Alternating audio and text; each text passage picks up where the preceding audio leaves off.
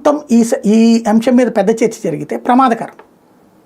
మరి వ్యవస్థపరమైన నమ్మకం కోల్పోదా సార్ ప్రజల్లో న్యాయ వ్యవస్థ ఇలాంటి ఇంకేముంది ఆల్టర్నేటివ్? ఇప్పుడు ఇప్పుడు ఉద్యోగం మీద మనకి ఏమైనా నమ్మకం ఉందా? ప్రభుత్వ ఉద్యోగుల మీద సచ్చినట్టు అనుభవిస్తున్నాంగా వాళ్ళతోనే.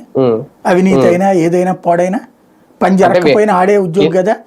అట్లాగే రాజకీయ నాయకుడి మీద మన నమ్మకం ఉందా? కింది స్థాయిలో ఉద్యోగుల మీద అందరూ చేసిన అవినీతి దగ్గరికి మనం వెళ్ళేది అందుకే కదా మైలాడ్ అంటాం.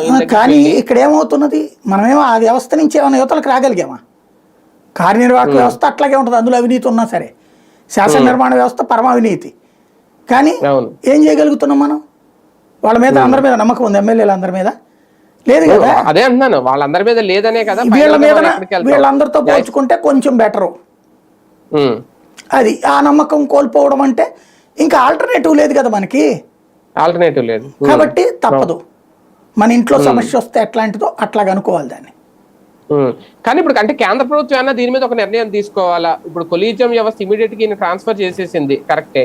ముందు మామూలుగా అయితే విచారణ జరిపి తర్వాత తీసుకుంటారు ఏదైనా నిర్ణయం వేరే వాళ్ళ విషయంలో. కానీ ఒక జడ్జి గారి విషయం వచ్చేసరికి అలాంటిది ఏమీ జరగకుండా, అలాగని ఈయన మీద అవినీతి ఆరోపణ లేదు, అవినీతి చేశారు అనే దానికి ఇంకా నిర్ధారించలేదు. అదేదో నిర్ధారణ తర్వాత తేలిన తర్వాత ఒక క్లీన్ చిట్ ఇచ్చిన తర్వాత ట్రాన్స్ఫర్ చేస్తారా, ముందే చేశారు?